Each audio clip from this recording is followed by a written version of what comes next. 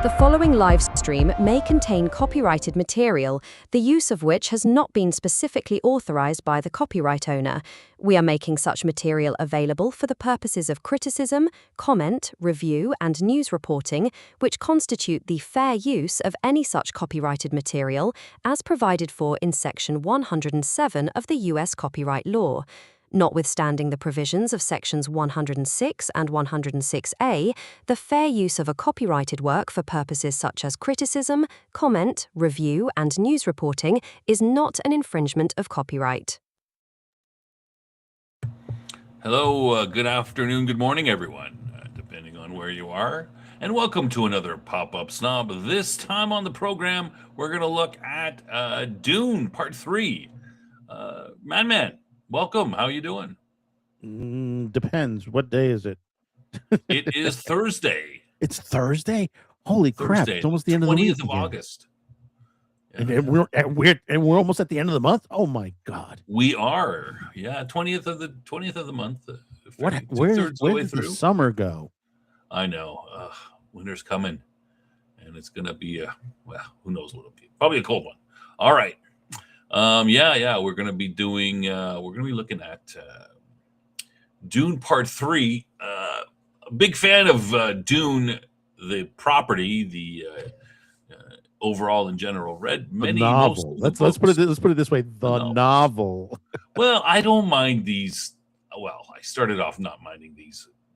The Denis Villeneuve Dune. Started out thinking it's I'm not sure where he's taking it. I'm a little bit concerned. I was a little concerned after the last movie. I'm a little more concerned with this one, but we'll see. I guess we'll see. Yeah, with me, it's been like, the Lynch one. I did like the Lynch one, and especially the spice edit that's out there, which is really good. But the thing about it is, overall, no one has gotten the vision of Frank Herbert on film. Well, it's pretty, it's just, I actually think that this version could have done it. All they had to do was, they have the right, the look and everything. It's all, it's close enough to Herbert's vision, that the changes they made with the look of things and how, that's no problem. And all they had to do was follow. Yeah, with me, follow the story. Yeah, with me, it's if you change a character, if you change some of the looks in the storyline and the character drives, you're moving away from there. You should stick to the script, the proper from the novel itself, and it is possible to do it even with a good screenplay writer. It can be done. For sure. I'm just saying that are the spaceships the exact way that's described in the book? Oh no, I'm not talking about spaceships or anything. I'm not talking. I don't mind about that stuff. Yeah, no, I don't care. I don't care about the spaceships. I don't care about the still suits or anything to that nature. That's you can change that up as much as you want to that point, long as it's close enough. But when you change, it's like the Odyssey. It's like when you start to change the characters to the point and add things that doesn't belong there, then you're like, it's no longer Dune. It's it depends on how you change it. Like I've mentioned this before. Like for example, the Marvel movies Avengers. I don't care that Nick Fury is originally white in the comics and Samuel Jackson he's black. I don't think that matters for the character. That doesn't that's not key to the character. Yeah, Sam Jackson. It doesn't matter to me much. Yeah, but stuff like Black Widow and Miss Marvel, and the fusion with Captain Marvel, Miss Marvel, situations on that, which they've butchered to death. That's basically, they just really gone off the reservation.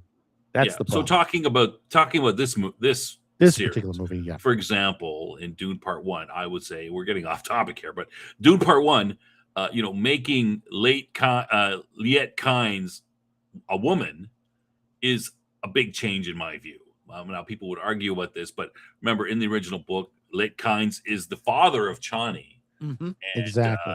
That helps. And the fact that, it reinforces the patriarchal, the setting of the Fremen and how they're set up. And also, by the fact that, the Fremen are more patriarchal, it also makes matriarchal aspects of it, the Mhm. Reverend Mothers, etc., stronger in a sense. So I Eh, mean, this is a completely different topic, yeah, but it's a complete top. No, but you have to remember they like Chani and Paul's mother. They're held at a certain point, because it's Paul's mother. Technically it was how do you call it? It wasn't the Leto's wife. It was his concubine. yes, And now in the special cut, the spice cut, which most people haven't seen with the Lynch version, at the end of it, Chani and Paul's mother have a conversation at the end, and they goes, they won't think of us as concubines; they will think of us as wives, which is an important part. yeah. Well, that's from the book. Yeah, exactly. That's in the book as well. Yeah. So, yeah, that's what something that Paul mentions when he basically says, Mhm. I mean, this is not in the part 2 of the movie. No. He basically declares that he'll marry the princess, but he will never lie with her. Right. And she'll never have a child by him. Right. She will be a wife in name only. That sort of Right. thing. Exactly. But anyway, that's way off the way off the topic. Let's get Topic of this trailer started. we should get into this trailer. Yeah. But the again, I mentioned I like this version of Dune because I think it's very close with the Mhm. look that fits in with Dune. It isn't exactly, but of course, changes made to the the story characters. I mean, that's the important part. Changing that is a big mistake in my view. All right, so let's get into this trailer. We're going to look at. This is a teaser trailer. It's about a 30-second trailer that has been released. It's kind of a big ad for IMAX, mostly. But we are going to look at. We got about 3 minutes and 30 seconds to go through total because we haven't looked at the other trailers for Dune Part 3 that have come out. Right. So we're just going to do them all. What the heck? Why not? So let's get into it. So the first, I'll stop. We'll stop whenever, but we'll stop after the first 30 seconds anyway to say, hey, this is the new trailer. It's a teaser trailer that's done, and then we'll sort of look at the older stuff. All right, let's go over. Here we go. All right, some sort of spaceship or something. All right, let's get going. Tell me what lies ahead. Okay, Immediately. Holy what is your crap, thoughts? with the music? Do you like the music? Every time in every trailer. I'm gonna go back a little bit. Okay, What is wrong with these Tell me what lies composers? ahead. Okay. Now, this is a shot I wanted to stop on.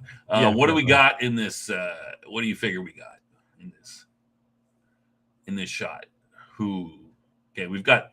This is the princess right here. Right, Princess Lorraine. This, Probably one of the could be one of the mother Mohim probably. Mohem, yeah. Betty Gesserit, Mohem. Benny Probably Gesserit. her. That's what I couldn't think of. Benny Gesserit. Benny Yeah, she's Gesserit. the big cheese.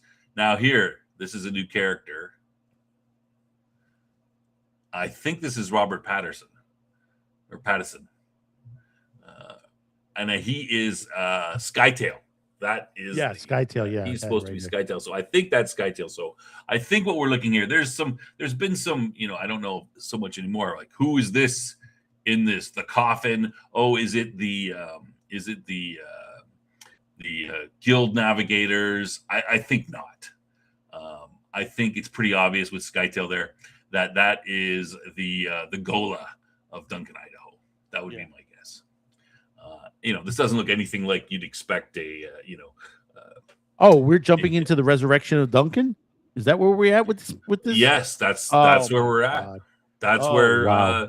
that's Oh, where man. Dune Messiah involves. Dune Messiah, involves bringing Duncan, Idaho back. Idaho back. Oh my God. Yes, it's definitely about that. You'll see. You'll see. Yeah, okay. He's in the trailer further.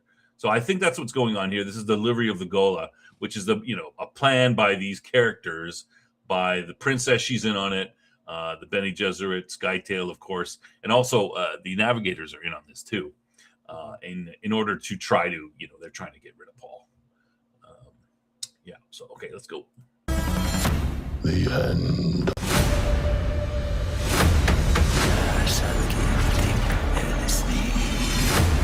So that was obviously there's that's Duncan, Jason Momoa. Jason Momoa. Yeah, obviously you can tell, and he's presented as a gift to Paul. Oh, this Gola, we've got this new thing. You can have your old buddy back.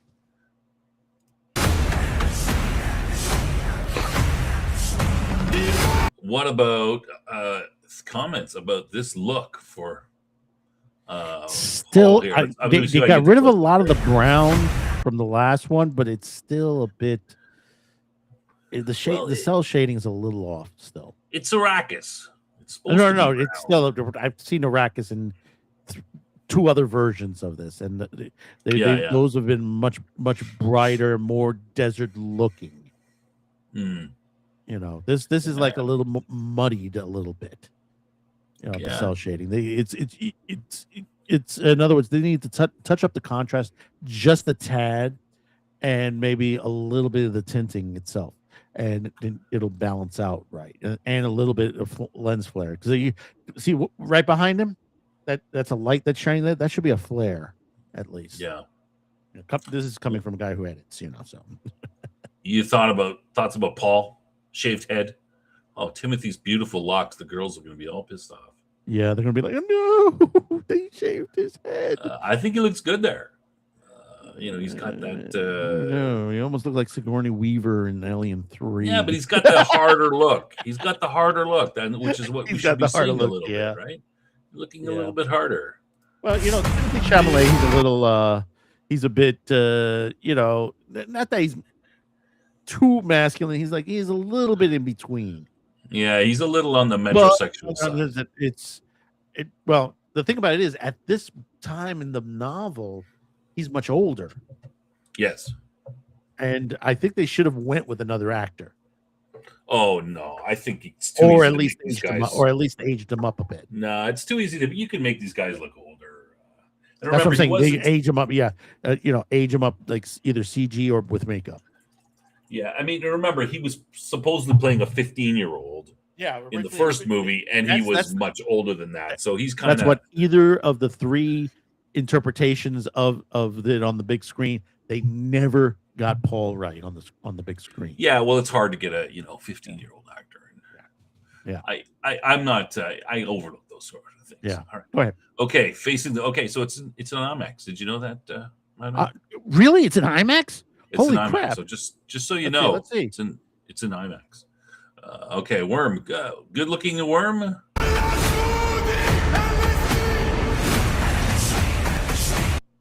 I don't know. Is it going to be in premium formats also? I think so. Yeah, I mean, I'm not against any of the look here.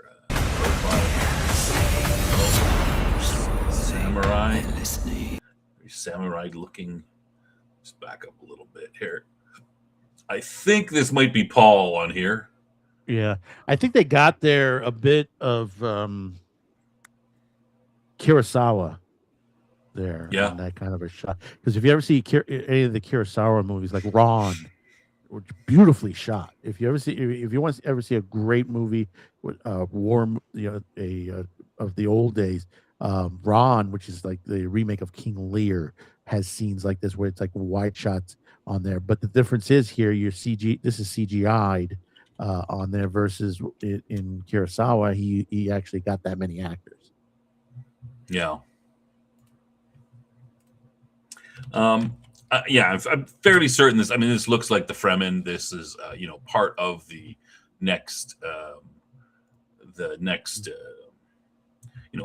Dune Messiah is a lot of this messianic type thing. So these big scenes with him standing up and, they're sort of venerating him. That's not unusual.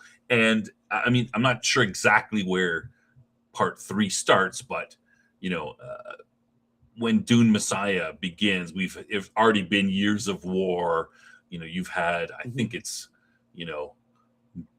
90 planets have been, cleansed, or whatever word they use. And, he's killed 60 billion people or something like that. Like, yeah. Hey, Dean. Hope you're feeling better. Dean's in the chat. Afternoon, Dean. Yeah. Afternoon. Yeah, that's what most people don't realize when you each of the versions, they don't really say, they said, oh, they've been at war such as, but they don't, the war goes on for a very long time. They don't realize that how long. They think it just maybe it lasted a year or two. Yeah, I think it's 12 years. It's it's 12 years. It's about like 12 to 15 years, I think it is. There's the novel. There's a certain long aspect war. like, in the novel, Paul disappears for some time, and Alia takes over, and she's during the novel she's basically she's having trouble integrating the personalities because of her situation, and Baron Harkonnen eventually basically takes over. His personality takes over her, and she starts becoming more and more unstable, and prosecuting this war. And Paul goes off. He comes back, and he's upset by what what's been going on in his name. He doesn't come back as Paul. He comes back as quote this prophet. That nobody. Anna knows Taylor-Joy is is playing Alia in this. Yeah, one. I think she might be a good choice. I'm not sure. We'll have to see. She has an interesting look. I think she fits the look, but we'll see. See how good she is. But so that those kind of aspects are going on, and there's, like I said, I always get 60 and 90. I always get mixed up. Which is it 60 planets or 60 billion people and 90 planets or 90 billion? I think it's 90 something like that. Yeah, it's planets, been a long time since I read them. No. Yeah, there's a discussion. At one point in the book, Stilgar has a discussion with Paul, and they mention people who, hey, have you heard of this guy whose name starts with an H? And oh yeah, and Stilgar's like, oh, how many guys did he kill? Oh, he killed 20 million people. And they're like, oh, he's a piker, basically. Yeah. Oh yeah, Dean puts it up. Given she didn't kill the Baron in the second film, how are they going to justify the Baron talking and taking over Alia? Well, no, but the Baron is dead, though. The Baron is dead, right? They killed the Baron. I mean, she didn't kill the Baron because she was in the preview. I'm not certain because I refuse to see this version, so I don't know if they did kill the Baron. Yeah, I thought the Baron was dead, but the reason that she takes over him is not because he kills her. It's his personality, right? Like normally remember, she's had the spice. She had her mother went through the the change to open up her consciousness to all the other females in her line, but Alia was part of that.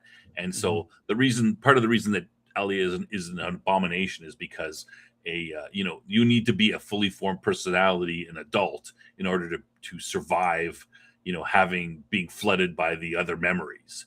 So Alia didn't have that. She hasn't solidified her own personality. And I mean, this is a little bit weird because she has access to, somehow the Baron, even though the Bene Gesserit and the other memories only usually work with females, only their female memories. She somehow has access to the Baron, and he sort of pushes his way up and controls her in the book.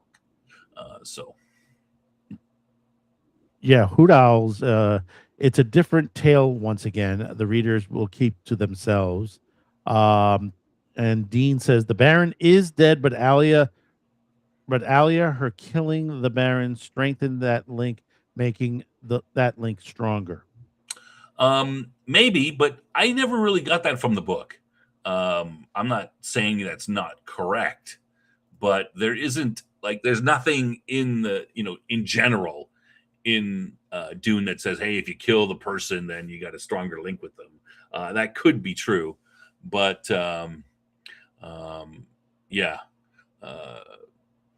but again, the Baron talks to her about killing him, using that against her. But remember, it's not like she just has it's not really the Baron, right? It's just memories of him. Like it's not. Right. It's kind of your own personality mixed in. So if she in the book, if she kills the Baron, he might, she might imagine that happen, that he would use that against her. But the Baron, it's not like the Baron dies and his consciousness is transferred to her. It's just a bunch of memories that she can, genetic memories that she can unlock from him. It's a little fuzzy. Well, yeah, because technically, I mean, Aaliyah technically is a Bene Gesserit. She was born. Was born a Reverend Mother. Yes, basically. Yeah, she was born a Reverend Mother. Yeah. All right. Yeah. Let's finish this off and get to the other ones. Otherwise, it's going to be supposed to be a trailer review. It's supposed to be a trailer review. I know. All right. So Dune Part 3, and it was filmed for IMAX, by the way. Were you aware of that? 70 millimeter IMAX. No, this will be replacing the Odyssey. Yeah. This is. For sure. Yeah. Any? Yeah. Comments this is kind of a major advertisement for them. Yeah. That basically that they're trying to push like what the Odyssey pushed when they were starting to advertise last year, is that this was made for IMAX, that it's in 70 millimeter IMAX. So you need to go out and buy the tickets now, because you saw what happened with the Odyssey. You had to wait. It was selling out quick. Go get it. It's IMAX. That's what they're that's what they're doing. They're Warner Brothers and Legendary are selling into this point of the Odyssey. The Odyssey just did a favor to the IMAX owners. It gave them a source to make a lot more money. Okay, so that is the teaser trailer, 30 seconds. Any thoughts about overall in general? I guess it's Hans Zimmer. I don't like the music. No, Hans Zimmer again. Hans Zimmer. It's Hans Zimmer. It's just the music doesn't get me. And like I said, some of the scenes, it could have been tweaked up a little bit on the contrast. It's obvious. This is still a major problem in Hollywood right now. It's not only movie big blockbusters, even the smaller films are having these issues, and most of it's because of lighting. It's the lights themselves that they're using. They're using LED lighting, and then when it gets to the editor has to balance out for it. Yeah, I don't have a problem with that. I mean, I agree that this sort of has a wash, that typical Hollywood slightly washed out look that they seem to be doing for everything. I think it works for Dune. The other movies it doesn't. They're just whatever. But I don't mind the look of it. This Part 3 appears to be in tune with Part 1 and 2, the same type of look. So it's not like there's a change there. I'm coming more towards Hans Zimmer as a composer. When the first Dune movie came out, I was of the opinion that it needs a I like the music and that's used for it, but I always felt that Dune should have a theme song that you instantly recognize, like let's say Star Wars does, like Superman does. I can hum the first few bars of any of those theme songs, and everyone in the world pick it up right away and go, "Hey, that's Superman." Well, that's why Lynch chose Toto originally in his film, because let me tell you, when I was a kid, when this came out and all that, people were buying the album. Yeah, just for the music alone. Yeah, I don't know.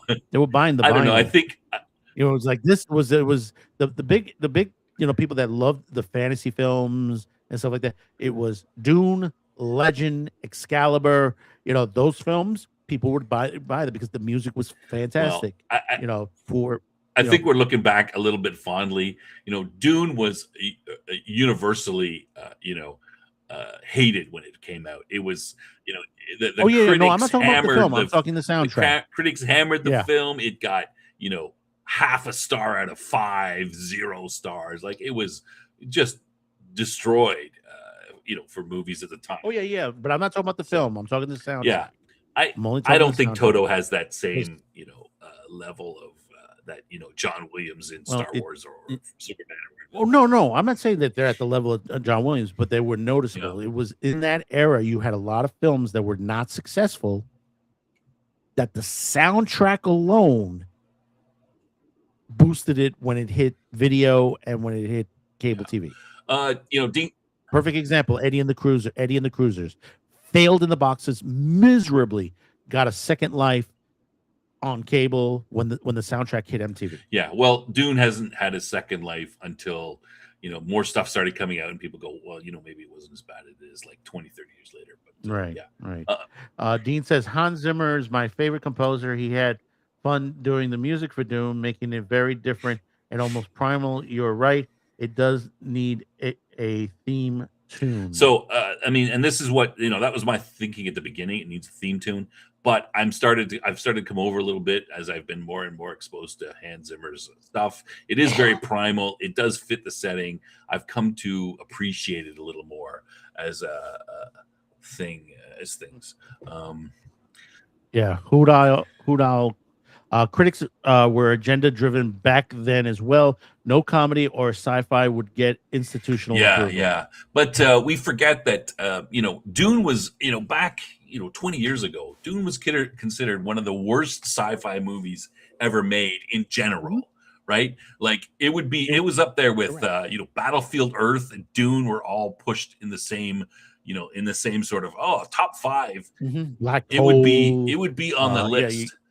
But now, since then it's become to been more appreciated, the Lynch film. But yeah, it was, that's only a recent phenomenon, the last 10, 15 years or so but Hoot Owl's got a point.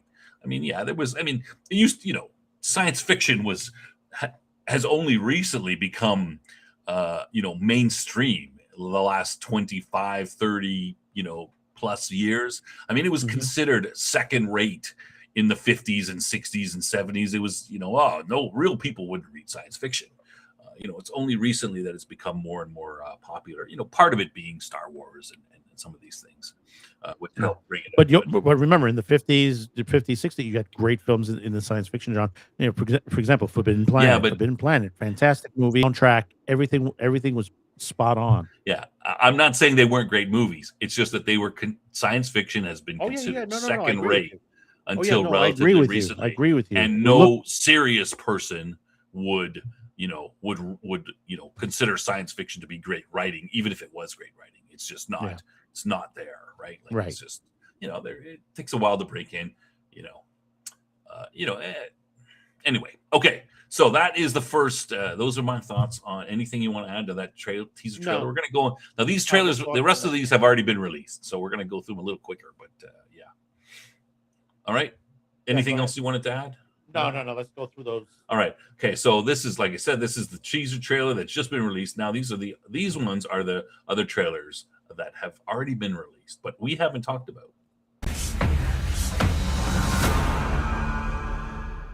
Okay, starting here.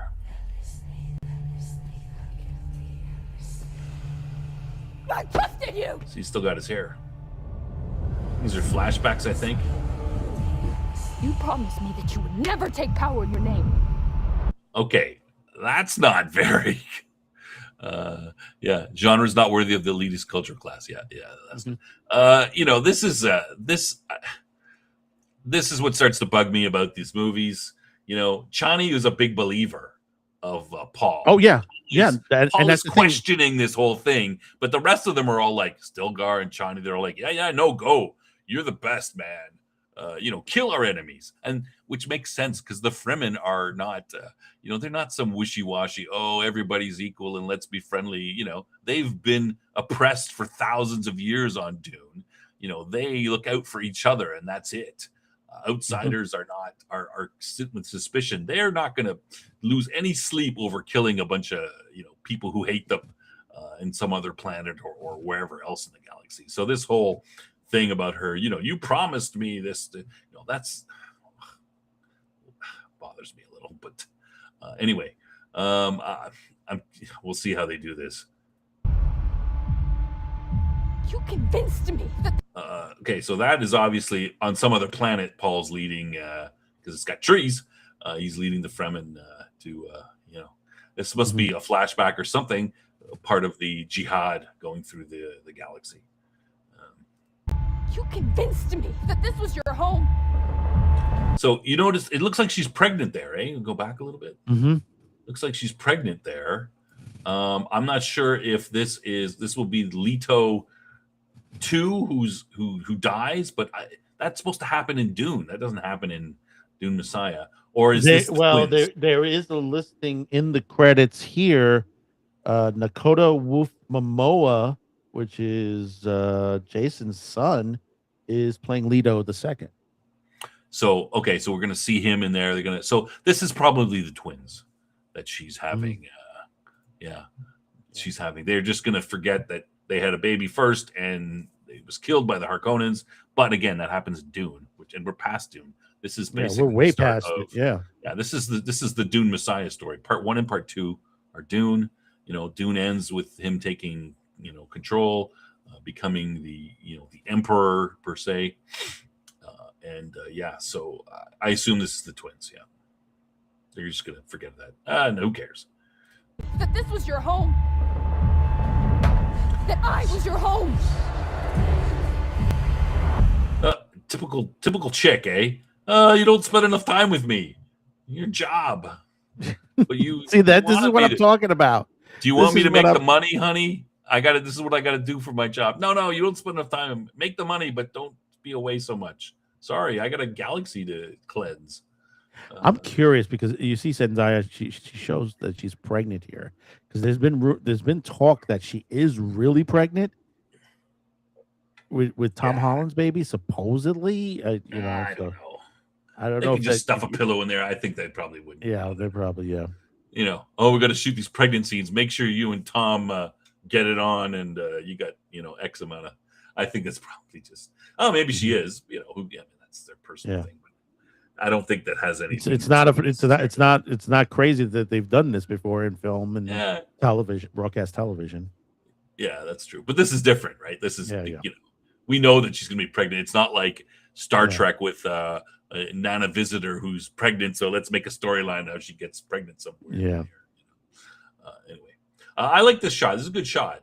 It looks. I mean, it's got to be CG. I would think that at least the background looks very realistic, though, right? Foreground maybe is good to go, and then everything beyond CGI. It's all CGI there at this point. The only thing that's is the foreground. No, it's the foreground right now around the stairs there. That is real. Those lines. I think the multitude out there. That's all CGI. Okay, what about the guys on the left and right? That's what I'm talking. The left and right are real. They're real too. Yeah, that's what I guess. Real. This is kind of the way the Game of Thrones did things. Yeah, it's the same. Which I thought was pretty good. Dean says, so the supportive and caring Chani from the book is no more. It looks like it. Yeah, it looks like it. Yeah, remember they were all, they're all in the book. They're all, crowding around Paul and trying to protect him from the various things that are going on. Stilgar, Chani. Women are different. In this universe, Irulan to some extent, is the same, but she's also a conspirator to some extent too. But Hoodile says the strategic support, the daughter of the chieftain, aka the princess Chani, didn't make it to the modern screen. No, it's totally different. She's all. I mean, we see that in Dune Part 2. Oh yeah, those are the religious guys. They're kind of weird. No, the Fremen are all big time religious fanatics. Every one of them, pretty much. They all believe in their religion, and there's no split between the southern and northern ones. And they're kind of that's a baloney. I mean, what would you expect of a people who live in harsh conditions like this? Of course, they're going to have some sort of prophecy or something to keep them going and surviving this long. It's not surprising. Yeah, remember at this point, most people don't realize even in Messiah. Remember, Chani is still a concubine. She's still considered by everyone as a concubine. The thing that her and Paul's mother say at the end in the first text is that they'll remember us later as wives, but that's not going to happen anytime soon. Yeah, they're not getting married. Yeah. Okay, let's keep going. So the rest of this. Okay, so I think that's kind of symbolic, right? Remember, she's wearing that blue thing all the time. This is some sort of symbol of her, I don't know, giving up on Paul or throwing away their marriage, or she's upset with him. But look on the left-hand side of the screen. That's obviously the twins, right? Twins. That's the twins.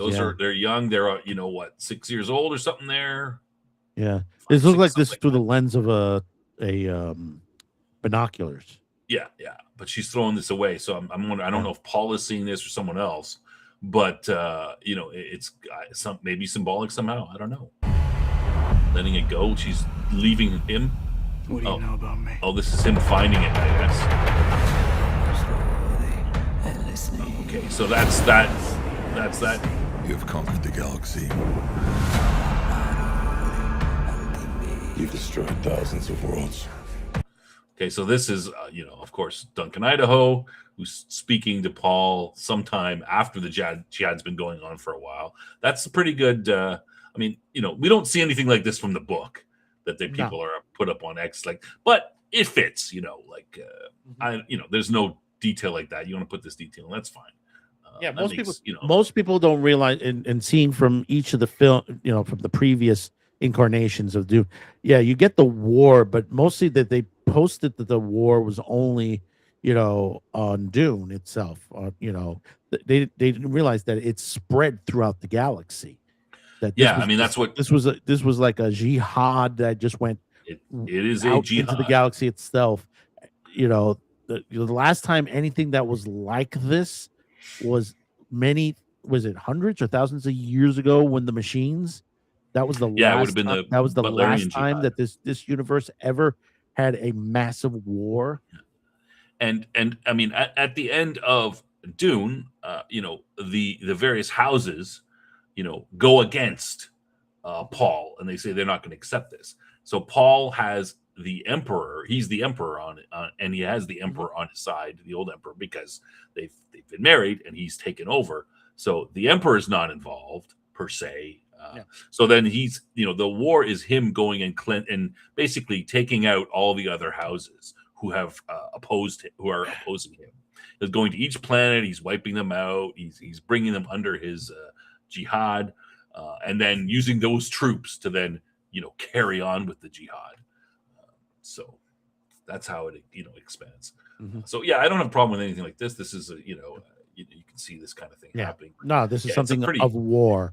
It's pretty horrific. Yeah. It's either guys crucified or What are your beheaded. thoughts on that?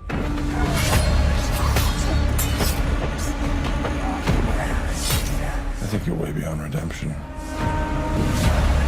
So that's interesting. You're way beyond. I don't remember anything like that from the book, No, or I don't remember Duncan anything being chained up or anything, imprisoned. The whole idea of it is that Paul knows that that Skytail and various others are up to something, because the Guild Navigator is hiding their conspiracy from him, but he can see that there's this place being hidden. So he knows something is going on. They just don't know what. So the whole idea of taking Duncan is he's got a bit of a nostalgic for Duncan. He likes Duncan, but also it's to find out what's the deal. What are they up to? It's to keep your friends close and your enemies closer. Right. So I'm kind of surprised at this whole, they do have some philosophical discussions where he asks, the Gola, which isn't, doesn't call it Duncan. It's Harat. What do you think about this? And that sort of thing. But, those type of, but I don't know, keeping them in jail here in time, that's a little bit different, but. So I think that's the end of the. Why are you here? Yeah, who's that? Is that supposed to be Paul? No, I think it looks like a statue. Yeah, but who is that? Is it supposed to be Paul? Who is it? I think it's supposed to be Paul. Yeah, there's something where it doesn't look much like him, but there's some talk about in some of the Brian Herbert books they talk about raising a statue to his father. A bit of that, but that's not in the. It could be. It could be. I don't think that's him either. I don't know. I'm not quite sure whose that is. I guess we'll find out. Maybe it's just a statue. Sometimes your statue doesn't look like you. Make it look better for whatever reason. Why are you here? To deliver a peace proposal. Peace proposal. Peace is a good thing. Why should I refuse? Got to pause it every once in a while because these. Yeah, of course. Yeah. Peace proposal. There's no peace proposal. It's basically I know. There's no. The Emperor and Paul. I mean, from what I recall, I could be wrong. It's Idaho. They resurrected Idaho to trick Paul, and then him betray, and then take him out. Yeah, to murder him. But of course, they're able to awaken the Gola's memories, and then he remembers, Paul, and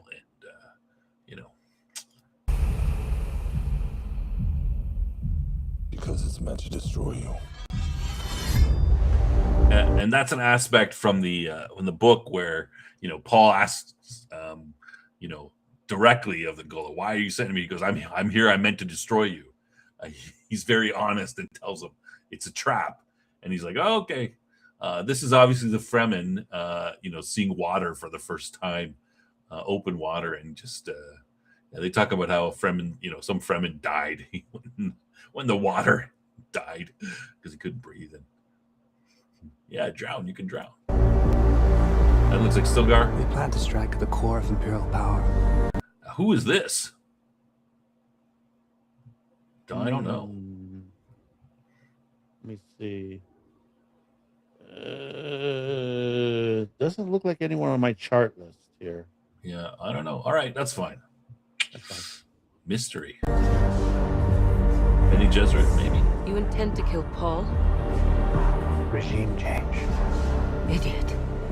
So there's this. Yeah. So there's the conspiracy laid out. Just signed our death warrants.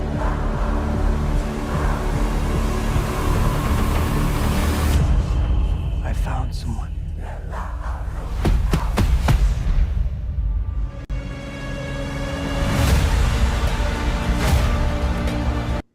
Any comments on any of that? Some good, cool like shots. I said, the cell shading is very brown to the point. See, and I'll credit this to Lynch. Lynch, in his version, when you dealt with the sand and everything, when you hit the sand or you touch it and you bring it up, the way he shot it, you were able. It almost looks like the sand is crystallized. Yeah. Now, I don't know how he At filmed certain that way aspects. or on that, but it's like the aspect of it. It's like the sand is part of the scene. Well, the crystallization is when there's spice on it, and you see some of that in part one and stuff. Where he's walking, you see some of the crystallizing. Right. I mean, just the Lynch one just didn't, it didn't sit with me because some of the aspects of it. Yeah. No, I'm just Raining saying, at just the in end. general, because I know they've talked about it in the book, with the sand and everything, but and to that here, it's like you're pounding it. It's like it's dull. You understand? Yeah. But this is just normal sand, right? Like, yeah, this is normal sand. That's special. Yeah, Dean. Dean's correct. They talk about how Duncan is spies to kill Paul. Yeah, it's an interesting relationship. Yeah. So they seem to be following some aspects of that here. The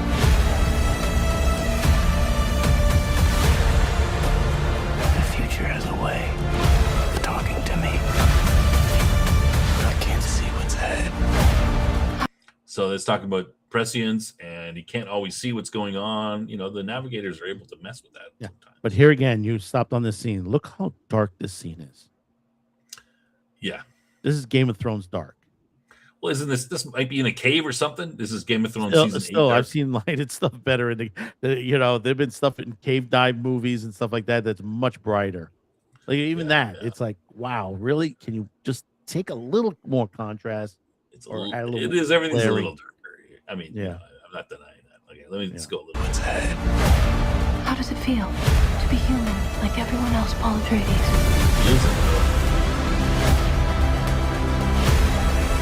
You have no fear, do you? That is, that probably is Alia. Do you? Yeah. Yeah, that looks like Alia. That looked like Anna Taylor-Joy. Yeah. It would fit in the female, and she's a little crazy, killing people sometimes. That would fit. I fear dishonor. You sound like an Atreides. I've been told I was one. That was them carrying the twins. Mm-hmm. I would guess. Babies like just after they're born, some sort of baby carrying still suit, like a purse. So this must be earlier. He's got his hair. She's still wearing her thing in her head. The kids are young. Yeah.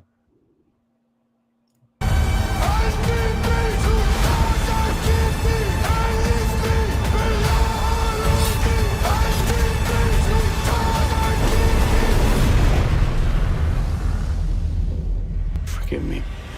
Oh, hold on. She's stopping the worm? Come on, really? That is not. No. Yeah, that is. There is something in Heretics of Dune.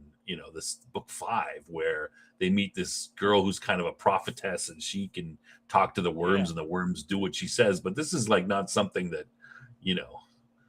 And the thing is, the worms have kept outside, in Dune. They've kept away,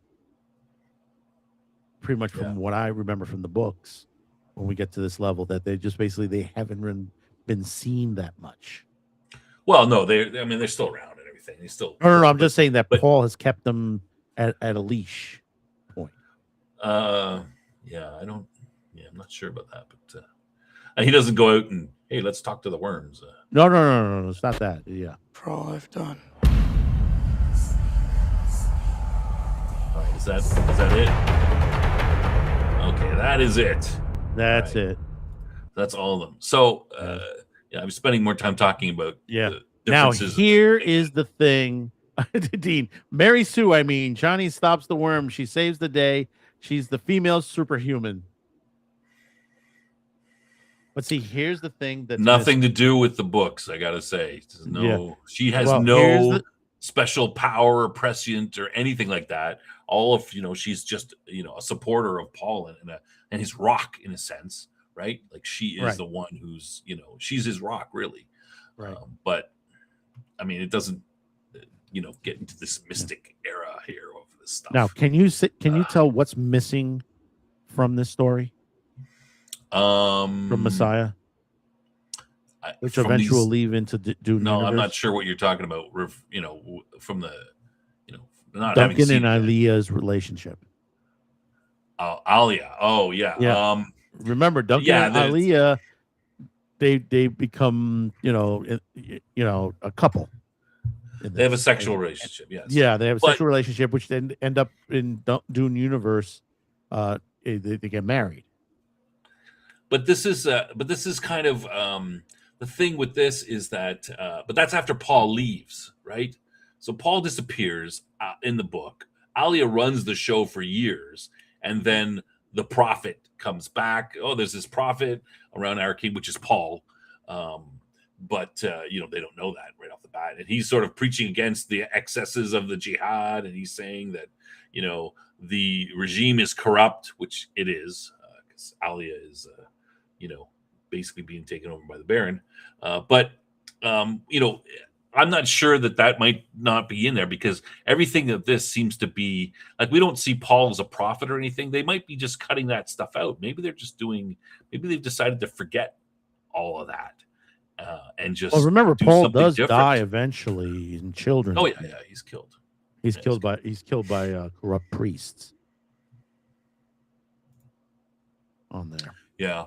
So I'm not sure exactly how far they're going in here. Like maybe they're cutting that aspect out. Maybe it's just going to be, Paul and maybe Alia doesn't have years of in power. Paul going away as a prophet and all that stuff. Because we haven't seen, we've seen Chalamet and everything. I mean, he's got his hair cut at some, but it's not obvious that he's gone. Mm-hmm. And to be honest, there's they up the Children of Dune is when the twins become old enough, and that's when they try to assassinate the twins. Yeah, but see, this is the last movie. They're not going beyond this. Yeah, so they might be mixing and matching things from Messiah and Children, and then just putting it together how they want and skipping skipping over a lot. Like maybe it's just going to be Paul and Chani. They have some sort of conflict. The twins grow up. They're trying to be assassinated. Paul, this whole thing, Paul going away. Maybe they just skip over that, and then that's going to be, the end of it. And that's they're going to pull a Finding They're going to pull a Finding Neverland, end the story. Take 20 chapters and roll it into one, Yeah. So, okay. So, watch, not watch. I refuse to go in on this one. I have nothing against Dennis. My goodness, he's a good director on that, but still, we haven't had a proper interpretation of Frank Herbert's Dune. They need to stop with the changes and stuff like that, that basically takes away from the story itself. It just literally, it's like, you have a painting, the Mona Lisa, and it says, well, I don't like the way her hat is. Let's take that off and just replace it with something else. She's wearing a hat. What? Her, the thing over her head or on there. Let's just remove that and replace it with something else. So let's replace her dress and say, it's taking apart a masterpiece and just replacing this piece and this piece and this piece. I understand screen players, you got to adjust it for the big screen, but you don't take away from the actual device itself, the actual story that makes it the story. And that's why I refuse to see this one. Well, I've seen the part 1 and part 2. Yeah. It for me, these trailers don't really matter because I'm going to see this. I'm a big fan of the Dune. You I need go right ahead. I need to see what they do anyway on it. Dune is one of my favorite franchises. I'm not a fanboy in that I'm going to love everything. And well, Dean says, I will watch it just so I can rip it apart with Snob. Have a right at everything that will change and why it doesn't work or it may work. Let's see. Yeah, and we will be covering some of that. I haven't been working on it, but I'm planning to do a video, and it would come out closer to when this movie, which is December. It's about to come out. Yeah, so sometime in November to early December, just to so that build up the algorithm. But it'll be me looking at I've been thinking about this for a couple years. The various the differences between the part 1 and part 2 in the books, and why those are mistakes that they've made doing this, and how it it doesn't enhance the story, because why Villeneuve's doing this. He's like, oh well, we need somebody to do this. We want to make women more important to the story, and I just I think that they're wrong-headed with their reasons for doing this, and they think it makes it better, and it doesn't actually. They're actually they're actually watering down their agenda by doing this. But anyway, but that's a different story. We'll be talking about that. That'll come out in a couple of months.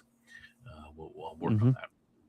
But the best part is going to replace the Odyssey in IMAX.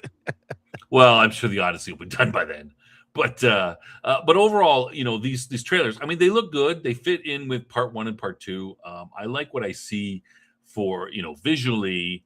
I'm not, I'm reading into it about the storyline, and I'm before these came out, I was already, halfway off there, because I knew what they were, I knew the changes they were making would have a big effect, right? Johnny at the end of part 2 running away and pissed off because he's going to marry the princess. I mean, that's already a huge change, and I could see the changes that were becoming. And you can, you're seeing it here where she's getting angry at him. You said you weren't going to be. No, he didn't say that. But what can we do? They're playing with it how they want. We have to accept and either like or not like what they do. Right. Which we can't. I can't go in there and give him a smack upside the head and tell him to wake up and do the story proper. He's not going to listen to me. The sleeper has awakened. That's right. But yeah. So like I said, I will go see this. Will I see it now? Will I pay the extra to see it in IMAX? I don't know. I haven't bought. The tickets are on sale. I haven't bought the tickets. I don't usually buy tickets in advance, like 3 months in advance. I hadn't really thought about it. I'll usually wait and see. But who knows? I'll have to think about it. Is it worth it for me in IMAX? You got it in IMAX. They said it's going to be on the premium, so that means it's going to be on IMAX, ScreenX, and the standard Dolby and Dolby 3D. Right. Not a big fan of 3D anymore. Most people don't. I prefer my flat. I don't see. Curious. I wonder if they're going to do the 4D one version. Oh yes, 4D. Like the theater moves. Is that they cut it up and it goes into different time? The fourth dimension is time, Madman. So no. It's in other words, the theater moves. It's like with they cut fourth dimension is time. So they cut the movie up into pieces and put them not in order. Is that what 4D is? No, No, I'm joking. Okay, the theater moves. It's like a the roller theater coaster. moves, Yeah. according. There are not too many of those. Those are very far between. Yeah. Those I those are prefer still, sitting those are down still, at the yeah, those are still growing a bit. I mean, that technology has been around for freaking 2 decades now, and they just I now it's prefer just getting into mainstream. reclining seats. That's my big thing. I like those reclining seats. You just recline back and relax a little bit. Anyway, okay, so Anyway. you're not going to see it no matter what. Anyway, you've got a thing against them. This, Yeah, I'm so sorry. you're not going to see it. That's And I'm going to that's go me. see it no matter what anyway. So because I have to follow up. So I don't know. I guess these trailers didn't really help us make a decision. Yeah. But I mean, like I said, it looks good. And if you're I'm not going to be. Don't take it from me. I'm I I'm think you're going a to enjoy major the book movie. fan. As a book fan, a lot of the book fans, they they hate this. But the thing about it is, I'm not going to discourage you guys out there from not to go see it. I said, go ahead, go see it, spend the money. If you like it, that's fine. It's okay. You can like something that's real garbage. It happens. It's been happening for decades. In the film industry. But for me, to spend what it costs, what is it, $25 for IMAX now? Yeah, well, I don't know. Is that what it is? 25? Well, you're in I don't Canada. I think it's like $25 for IMAX. But It's probably $1,000 for us, something like that. Yeah. So I'm a bit of a Dune purist, but I'm still willing to see what it is that Villeneuve has come up with. And I've seen the first two, so this doesn't make me. I the look is good. It seems like he's following through it. It doesn't make me want to see it more or less because I'm already pretty much committed already anyway. So, all right. Okay, that's it. Tomorrow we're going to do, I haven't put it up yet. Tomorrow we're going to do another movie trailer. What's it called, Madman? This is Wildwood. Wildwood. From Lakia Studios. It little- is stop motion animation. Really beautiful. If you guys have seen Coraline or a couple of the others that studio's made, this is similar to that type of animation.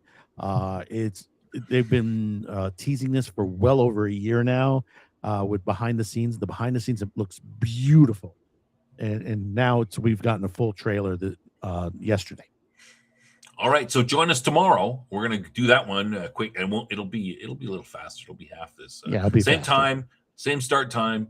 Everyone, see you tomorrow. And hey, come check out our channels. Check out Cute Cast and Sci-Fi Snob for any other things you might like in there. Yep. All right. Good morning, good afternoon, everyone. See you next time. See you. Bye.